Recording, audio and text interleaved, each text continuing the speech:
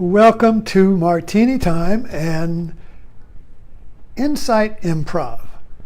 So my talks are improvisations because I asked the frog to go down into the unconscious and come up with an insight. And I start my talks with an insight from my shelves of artifacts from my life. And tonight I'm going to talk about my underwater wings. Look, well, let me get a little drink here. They didn't allow that on submarines. So here's my dolphins. See them? It pins into your shirt right here. And it's two dolphins with a little submarine in the middle. And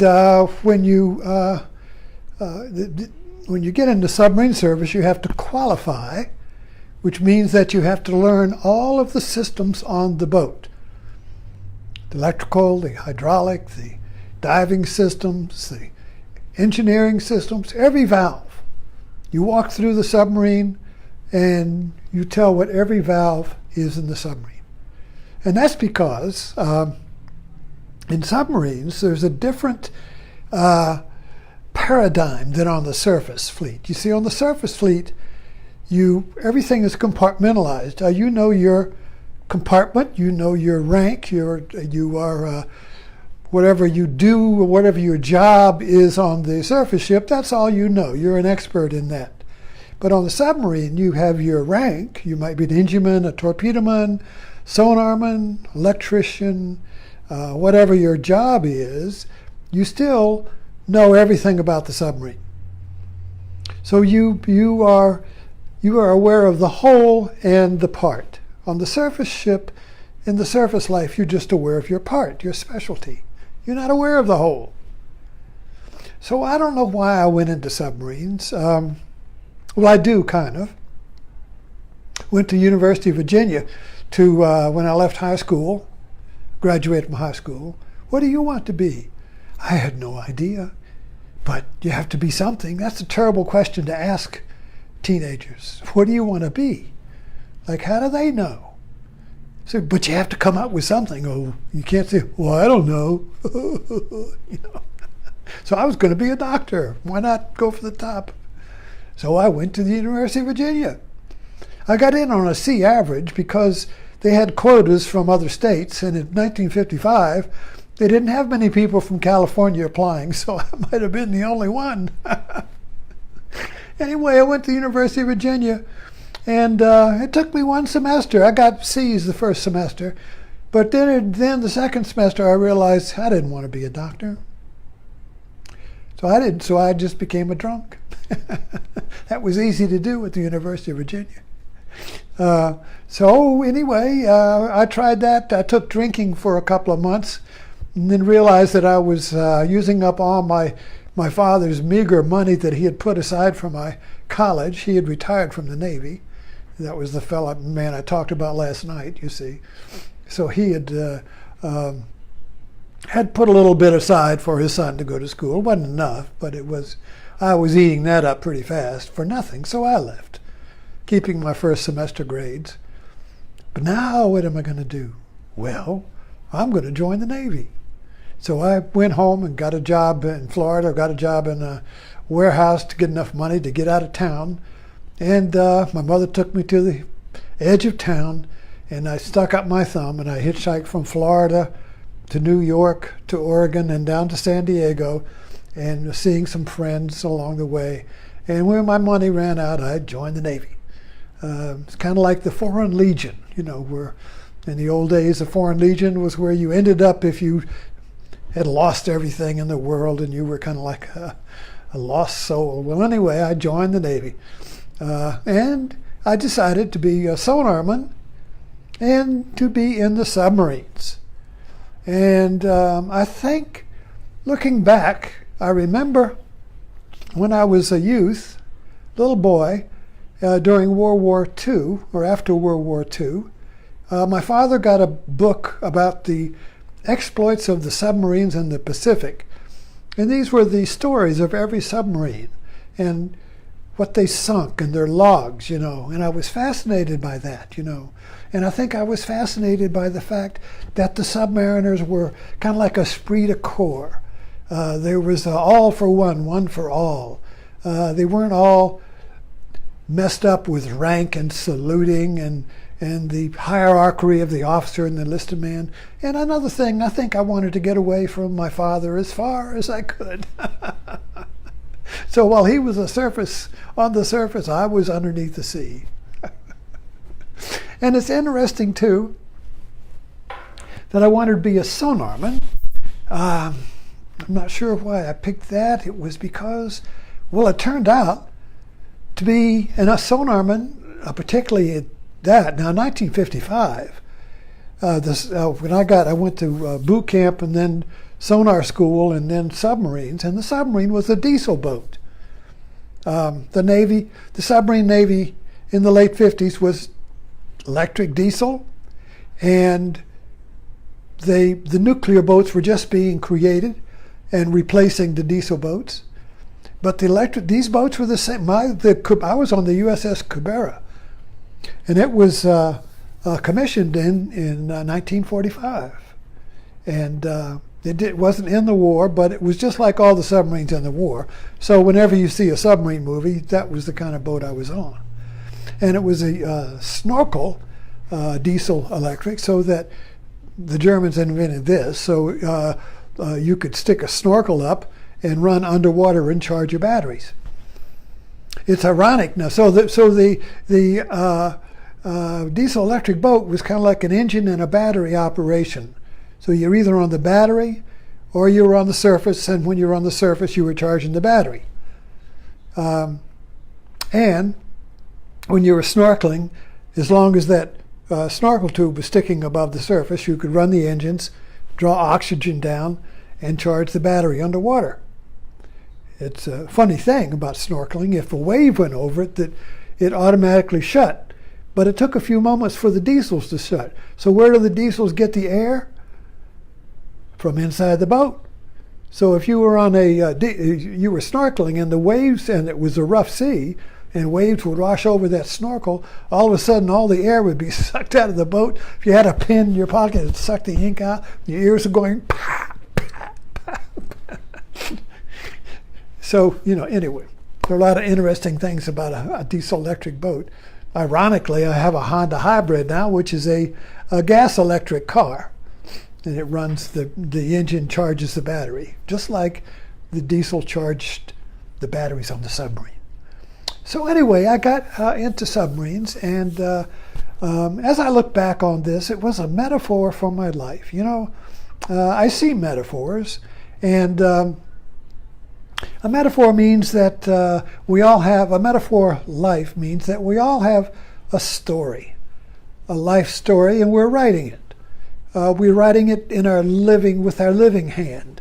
As we go, we're writing it as we go, you see. And as you get older, you begin to notice a theme, a pattern, and it all kind of makes sense. Why did this happen and this happened, and as if some unknown hand was writing your story. So when I got into the submarines, what is a submarine? But it's kind of like a metaphor for my life. Now I meditate. Instead of ooga, ooga, I chant Om, Om, Om. When the boat dives, it goes ooga, ooga, ooga. You see. Isn't that interesting? The first night on the boat. When I got on my boat, I was assigned, I went to submarine school, 3 months in submarine school. Most interesting thing in submarine school is the blow and go method. I guess they're still doing it. But anyway, you had to have some feeling that you could get out, escape from the submarine if it sank. So the blow and go method was that there's a big tank at New London, Connecticut, a big high tank. What is that? And you go there, that's the blow and go tank. So the blow and go method, which you had to pass, is that there would be a little elevator on the side of the tank with entrance ways, and so you go down to do it 50 and then you do it 100. And you go in there and there's a little capsule and about 6 men standing there, and you put on a me.Of jacket and you fill it up and you compress the air in the tank until it's equal to the water pressure outside. So you are breathing compressed air, and the air in your me.Of is compressed. So then you in other words, the hatch opens up beneath the water level's here. They open up the hatch, and you step down and step out, and then you let go. And your me.Of jacket begins to bring you up. And as you go up, you blow. And you have to keep blowing because the air in your lungs is expanding as you rise. If you don't blow, you're going to blow up. So they have a guy there in a lung going along with you to make sure you don't stop blowing because the expanding air in your lungs would rupture your lungs, So anyway, I passed that. That was no problem. And the other thing you do in New London is you go out on the submarine in practice runs and all that to make sure you don't have claustrophobia. So those are the two. You don't want to be a claustrophobe, and you have to get along with people. And so anyway, I passed the submarines there in New London, and I got on my boat, the USS Cabera, and I got on it at Charleston shipyard. It was there for some overhaul, and I got on it there. And so we had to go from Charleston up around Cape Hatteras to Norfolk, where it was stationed. And my submarine was with an anti-submarine fleet, with the Valley Forge, a carrier, and it had about 6 destroyers and 2 submarines with it, and we were an anti-sub. It's Cold War, remember? So we were an anti-submarine fleet that would go out in the Atlantic and look for Russian submarines. Not that we'd do anything with them, but we just like to track them, you see. But anyway, so we had to, my sea legs, we had to go around Cape Hatteras, which is kind of rough. And so my first duty job was to be in a stand with the guy at the wheel. In other words, in the submarine, you have the conning tower, the conning tower, which is the room above the rest, and there you have the steering wheel, and there's a hatch that goes up to the bridge, and there's the deck. The officer of the deck and the lookouts are up there, and he gives you the course, and you got the wheel there and the compass and all that. And so I'm there, we're getting ready to go, and he's got a big coffee can hanging around his neck. And I said, what's the coffee can for? And he said, you'll find out.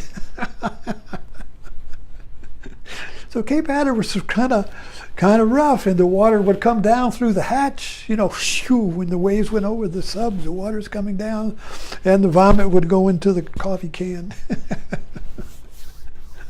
And my first night on the submarine was in the, when you get on the submarine back in those days, you didn't get your own bunk, you were a hot bunker. And you hot bunked on other people's bunks until you finally got your own bunk. And of course, all the bunks were wrapped up in this thick vinyl sheet cover, pillow slip. So you didn't sleep on the fellas' sheets or anything. So I got on this upper bunk, and you go in the after battery, and they might be stacked up about 4. So I got in the top bunk, and I'm lying there, and they went and they dived and went ooga ooga, and the ooga horn was right above my head. So bam, I went up and hit my head and went right back down. Boom. Anyway, I look back on my submarine, my dolphins, metaphorically and factually, the 2 levels to it. So I'm still diving. I'm still disappearing. Where did Ed go? Where did that sub go? It was just there. Where did Ed go? And I'm also interested in seeing the world as a whole instead of just being a specialist, and seeing the world as a unity instead of a fragment. You see. And my time is up, so I hope you enjoyed my little adventure into my underwater wings. My underwater wings. Thanks for dropping in.